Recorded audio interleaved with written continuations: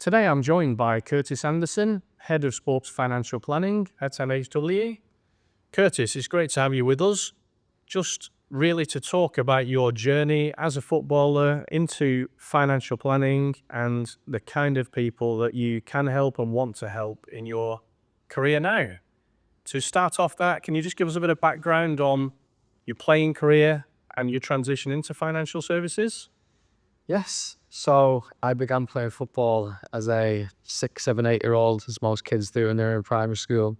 I was actually quite fortunate that within about 12 months of me actually playing grassroots football, I was signed to Blackpool. So my grassroots football quickly ended, which at the time I was really gutted about, but then looking back, it was probably the best thing that could have happened. So I spent 3 years at Blackpool before I then was signed by Manchester City, and that's when everything really changed. I moved away from home. I moved to Manchester at 12 to go through Manchester City's school programme. So I spent 4 years in a private school with Man City, which was really good. Got the best education I could given the time I was there.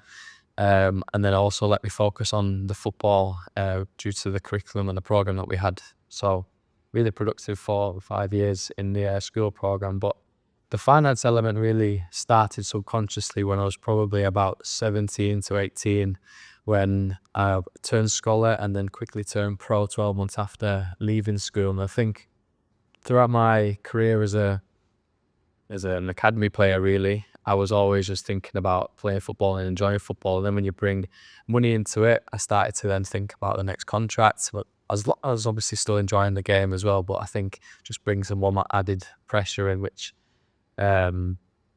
where the financial side of things really kicked off is the fact that I didn't really know what to do with all this money. So I didn't really get the support I feel like I could have done with. And looking back now, wasn't anyone's necessarily fault, and no one around me really didn't try to help. Everyone tried to help, family tried to help, and family did help. But at the same time, none of my family members were financial advisors. So even though some of the ideas I got were better than doing nothing, they weren't as effective as some of the things that I like to put in front of the clients that I work with. So really fast forwarding a little bit through the story, I played for England at the youth level as well. So during my time at Man City, I was lucky enough to play with some incredible players who are now doing really well in the game. And I think, again, where the money side of things comes in is that players like to talk to each other about things they may be spending the money on, what they're doing in the spare time. But one thing that no one really does is talk to each other about how we're investing money or how we're saving money. Well, particularly when I was 18, we weren't doing that. It was more like, what car have we got and how much was your car insurance? Because my car insurance was this. So a lot of things like that. But then fast forward a couple of years, I had saved up some money after leaving Man City, put it in a savings account, which again thought was doing the right thing. But then got to maybe 21, 22, 3 or 4 years after my contract with City obviously finished, and the money that I'd earned had dropped quite significantly. I was just left wondering one day of how come all this money is just suddenly just depleted over time. It never just disappeared one day, but slowly just withered away without me really having much control over it, of what I felt like was control. So I think how the finance education really started was me being at living in an accommodation with some of the players at the club I was at the time, and really I'd finished training at 1, 2 o'clock in the afternoon, and I felt like I had so much free time on my hands. And again, after quickly realising this money that I'd saved was no longer there, I thought, I'm actually quite interested in finance. I'd read a few books on it, and I just thought, why not use the spare time to my advantage and actually look at really getting some knowledge. And no aspirations whatsoever to be a financial advisor. I was solely learning so that when I felt like my football career kicked off again and I started earning a bit more money, I knew what to do with it next time. So yeah, really that's how the transition helped and happened, through nothing more than just a bit of interest and trying to solve my own problems. That's really interesting. So from that level of learning for your own knowledge, your own benefit, I guess, you're now in a position where if you fast forward, you are a qualified financial advisor, you are helping sports people. You've always said to us at MHW that your goal is to be the person that you wish you'd have had in those years. How do you think you are doing that, living it and adding the value right now? Well, one thing that I always mention when I speak to anybody, whether it's a football client or a sports person or just a business owner or just an everyday person who's seeking a bit of advice, you don't know what you don't know. So I think that's really important to kind of drop the anxiety around asking the wrong question or not knowing necessarily what to do or thinking you have the right answers. Coming into a meeting, sometimes just being an open book and ready to hear answers that potentially you've never heard of, which is something that I found fascinating. That 2 years in, I'm still learning things and finding out different products and different strategies of how to really structure money for people based on what their goals are. So I think that's the key thing, that when I'm speaking to people, it's all about understanding what they need to do, what they're trying to achieve, and then putting my expertise, I guess, and my experience in football and understanding how contracts are laid out and understanding the earning potential and also understanding the uncertainty around football contracts and sports contracts in general. So I think that's where I can be quite especially placed to really understand and be relevant to and understandable with the players and sports people around how their situation may differ from just a person who has more of a normal job, so to speak. And the fascinating thing about what you say there, and it'd be great to get more of an insight on, is and your understanding, because you've walked in the shoes of a professional player, and knowing what you know now, just give us a bit of a flavour of what might you have done differently if you'd have known what you know now back then. Well, I think when I speak to people and speak to players and sports people, it's always about maximising contracts because, again, the contracts that I had when I played, some of them were more lucrative than others. But at the same time, all the contracts, I used to look back at the end of the season, it was very laid out what money you would earn and then with your bonuses as well. So I used to always look back and think, could have maximised that a lot more than I did. So I think when I'm speaking to people now and some of the ideas that I kind of give to them is like, what money do you actually need? And what money can you invest for your future? Because once you get the ball rolling and start the compound interest of growth on money, especially from a young age, even if it's 10, 15 years throughout your football career, you'd be shocked to see how much money you could have at the end point, because as soon as it's like rolling a snowball down the hill. It starts off small, the further you get towards the bottom, it'll grow massive. So I think it's working out what you actually need to live, what you need to enjoy yourself, because again, coming into where I can be quite relevant with the players and relevant to their circumstances and what their goals are. I'm never going to sit down and say, oh, you shouldn't spend money on this or you shouldn't spend money on that, because I've been there, I understand it. Earning a new contract, you should celebrate that. You should buy the things, the nice things, if you can afford to do that. So I think it's always having a plan around what money do you need, what money can you spend, but at the same time, having a little bit that's left over to invest, to then really get the snowball rolling down that hill. Because I look back and think, if I'd have done that, it'd have maybe put me in a bit of a better situation than I was when I stopped playing. That's a really great example.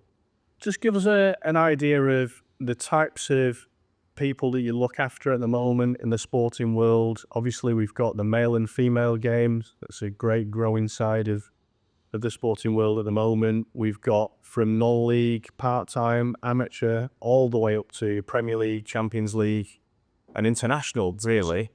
Where can you help? Who can you help within that group? Well, to put it simply, everybody. I think I had this conversation with a few people, like coming to see a financial advisor. In my opinion, there's nothing in that where you could come out of it any worse off than when you went in, because you're either going to leave with some knowledge, or you're going to learn something in the conversation, or you're going to be on the path to really building the financial plan that achieves the goals that you've set out. And whether you're earning millions of pounds playing in the Premier League or whether you're a player part-time, there's always something that we can do to really improve and add value to your circumstances and help you achieve the goals you have. And what range and what level are you adding value right now? What kind of players are you looking after? Well, as you said, there's international players that have played in the Euros last year. And also, as you said, non-league players, in terms of whether that be through looking at their insurances to make sure, if people football players like to have property, especially football players. So sometimes it might be great thinking you've got all the ideas of having a property portfolio, but then if you've got the right insurances in place to make sure that's covered just in case something happens. So all the same with if you go out into a game and you get an injury and break a bone, there's policies in place that you can cover yourself, things like that. So whether it be investing for your future and trying to build a pot of money to have millions of pounds or whatever your number is specific to you, or whether that's just actually the bread and butter of really supporting and protecting yourself. So it's a range of everything. So you're not only looking after players at levels from non-league through to Premier League, but you're also looking after players at different stages in life, family circumstances, things that happen to people that, happen to everybody or can happen to everybody, illness, accidents, like you say, having a baby, growing the family, relationship issues, everything. I guess there's no real one path. How do you deal with that as a financial advisor? What kind of a plan can you put in place that deals with every eventuality? Well, I think just touching on the baby comment that you made, sometimes, or some things that I've started doing recently, because a lot of the players that I'm looking after have got young children, is going back to the snowball analogy, looking at junior accounts, because I think if you can start putting away £100 a month or £50 a month or whatever the number is based on your circumstances, if you leave that money invested for 18 years until the child turns 18, again, you'd be surprised to see how much money you'd have. So again, it's not just sometimes looking at the retirement goals or the protecting an asset as in a house, or looking at how we're going to support you financially once you retire from the game. It's also looking at how can we accumulate money. So when your children turn 18 or whatever age you desire to, and let them have that money, that they're set up financially, well, at least getting a very good head start. But yeah, going back to the actual question, it's also working with like the other professionals in different industries. So whether that be putting players in front of, or sports people in front of the right accountants to help them do tax returns, because it's prevalent that some people aren't aware that once you start earning over £100,000, you have to do your own tax returns. I fell victim of that and got fined for it. So it's like, again, it's something that adding a little bit of a knowledge gap can really make a difference, and it's putting the person in front of the right trusted other professional to make sure that need is filled. So yeah, working with a team of trusted people. Interesting. So you're starting with building blocks that they might, I guess, be the same for everybody in terms of, you need to set a plan with some goals. Yeah. But then it's adding different blocks and different professionals into the mix to really bespoke that plan into something that will succeed for the clients. That's interesting. Well, yeah, I think it's all about it's the key to having a successful financial plan is having the trust between the client and myself, and then the other, I can dictate who does what in terms of the other professionals, where they get involved, if they needed to get involved, because sometimes there's no need. But it's also just having the constant conversations, the constant touch points and reviews, just to make sure that as circumstances change, the plan changes as well. Nothing's set in stone, nothing's unflexible. We can always make changes as and when necessary. Whether that you've had a change of contract, so you can contribute more money, or you contribute less money, or you're looking to spend a lot on a once in a lifetime holiday. Like, these are types of things that are always open to be discussed, because the plan is always around what you're trying to achieve. And in that, the plan being bespoke, and you mentioned there the idea of there being trust between the client, the player, and yourself. The player, I guess, working in an environment that is high performance and elite performance, would clearly rather work with a financial advisor who understands elite performance and understands marginal gains and understands that side of things. I believe, as CEO of the company, that you work for a company and you're with a company that believes in elite performance and works at that level. How can you demonstrate to a player that taking advice from you and building a plan with you works in that same elite marginal gain mentality as what they're applying to their daily life? Well, I think it comes down to how I am as a person. I try to achieve the highest level in football. When I was doing that, I decided to stop playing football to achieve and aim for the highest level of this. So I think, how do I implement that through the work I do with clients, is kind of going to get the extra mile for them to really dig a little deeper than just investing some money. Because in theory, any finance advisor can invest money. It's really understanding what they're trying to achieve and building a plan based on exactly what they're trying to do. Because at the end of the day, it's always the client's money. And at the end of the day, I'm there to provide the best ideas and to really justify and explain and educate why we do what we do and how it's beneficial to them. So I think high performance to me is really breaking things down in an understandable way that the client's getting the best outcome, but they're also getting the education to go along with it so they fully understand what's going on. You mentioned education, Curtis, and it's not just individual players that you're involved in that for, but the clubs as well, and not just football, I believe. Yeah, so I think one thing I like to do is to, I guess I call it giving back a little bit to the clubs and looking at areas where I can really add value from a point of view where it may not just be actually building financial plans for clients individually. It's also looking at the wider picture of providing education to people and to players and to clubs at sometimes a younger age, whether that be under 18s, under 21s, and then sometimes even first teams. So I think sometimes going in and having a conversation and presentation, or whether that be smaller breakout sessions with small groups of players, I think they can be really beneficial because I can get to give a few pointers on different things they may not have considered, whether that be what benefits they might get. So in football, players have the Professional Football Association, the PFA. So some things that I wasn't aware of when I was playing was just some of the benefits you get, like starting levels of career and insurance or pension contributions. So just making people aware of the things and the benefits they're entitled to, but then also different pointers on